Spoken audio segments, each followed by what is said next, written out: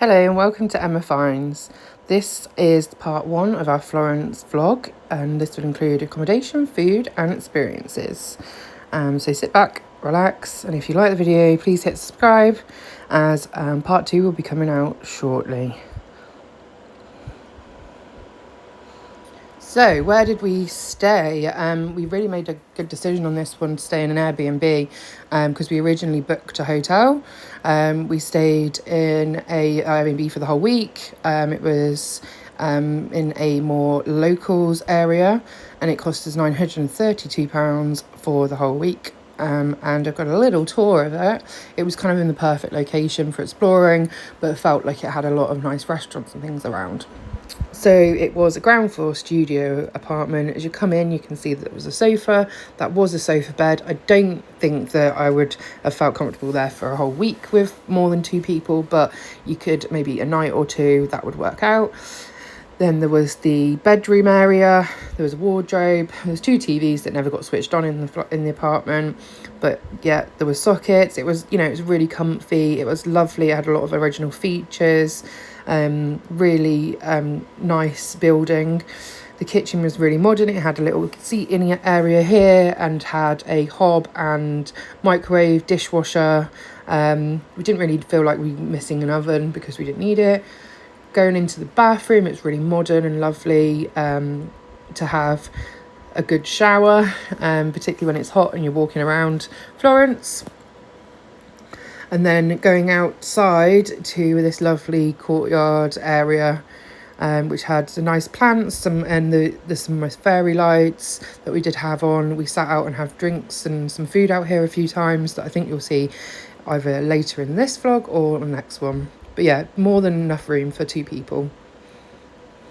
So one of our favourite places was Cafe Chibron. Hopefully I'm saying that right. We went there a few times. It was pretty much opposite our Airbnb.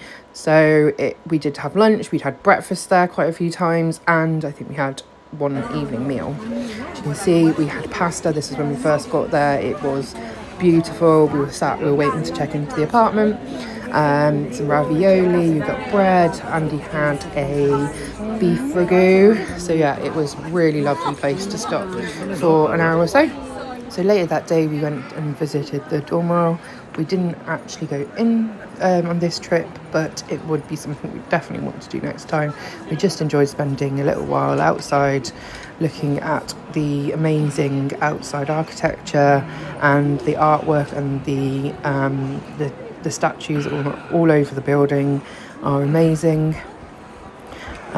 This is the front of the building, the opposite side of the dome. Yeah, it was just a beautiful place to go and spend some time, and not too busy on that day.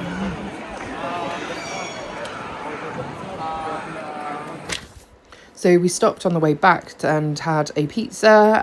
The place we stopped at was called Newbridge Pizza. Really nice pizza, and we did have a cocktail to celebrate being on holiday, which was also really nice.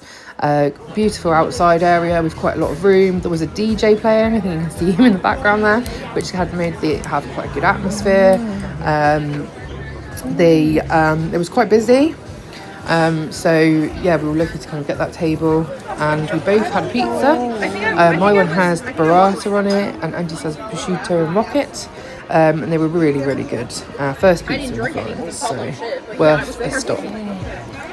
So the next day we kind of spent a bit of time wandering around. This is a museum of children. Different little bits. We also had a tour booked, but this we came across the Museum of Innocenta, which is a museum about care of children, which again, it's just so much to do, so we didn't have a chance to go in.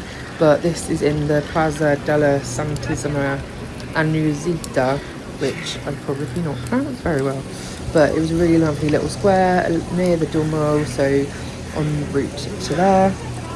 And so it was definitely worth exploring here. And what we didn't realise was that there was a basilica here that we did go into the original the entrance, but there was a service going on, so we didn't get to go into the church area itself, but just the entrance was so beautiful with all of the art on the frescoes on the wall, and this beautiful ceiling as well.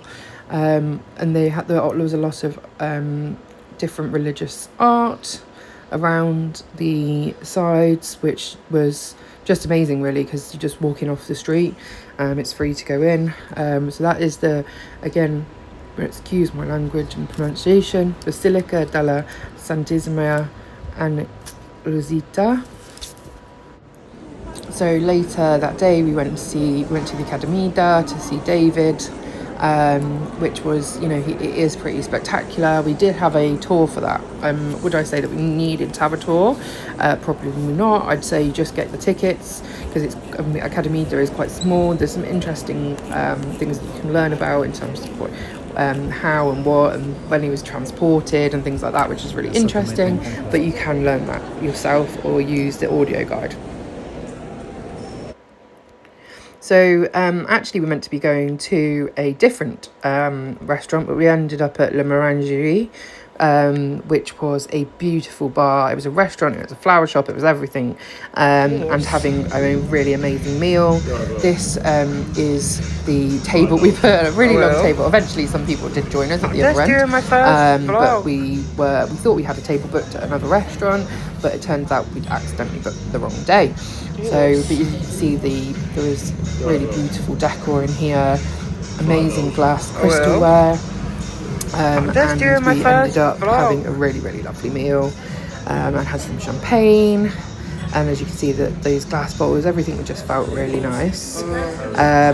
So we got a steak to share. It wasn't a Florentina steak, it was I believe a fillet. It looks amazing. And they usually there is a lot of theatre around the cutting the steak, and in front of you at tableside, a lot of the steaks are shared.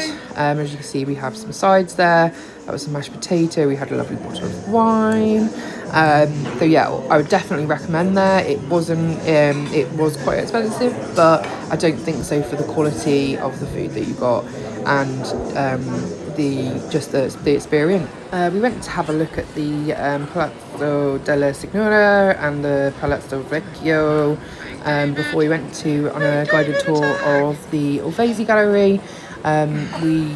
We had a really good guided tour with an art historian, and I've put like a short clip from the Uffizi. It's such a huge museum. I definitely recommend having a guided tour, and I'll put a link to the one that we booked, which was on Airbnb, in the description. And after that, we walked over the Ponte Vecchio Bridge and had some lovely wine and nibbles at a place called Signor Vino. Another definite recommend. It's also a wine shop, so you can drink wine, buy wine, have nibbles, and a restaurant. We did go out for a really lovely meal. We wanted to get a steak Florentina, so we went to Bottanegra restaurant, which was a recommendation from my partner's barber, actually, who is Italian. It was a really lovely, authentic restaurant. Look, I love these shelves with the little drawers. We ordered a massive, I think it was 1.7 kilogram steak, and they cook it. They cut it at the table for you. And it's so glad I'm going to be doing a voiceover over this video. More of a kind of performance around that. But the steaks are just such good quality. It was a lot of steak, I'm not gonna lie. Luckily my partner can eat a whole cow probably. So as you can see, it's taken them a long time to cut. Let's test how much they do cook it quite I'd say to the rarer side of medium rare, but it just tasted beautiful. It wasn't undercooked, it is just right, I think, for that style of steak. And they season it at the table, and you have your sides with that. And we had some amazing, I think this is the second steak we'd had of the trip, and we ended up having more. So we did love the steak over there. And it comes with like a sauce and some potatoes. It was just and we had a rosé actually, which was a very full-bodied rosé. Thank you for watching part 1 of this Florence vlog. Please like and subscribe, write us a comment. This is some good recommendations from us from our week in Florence. Emma finds the best places.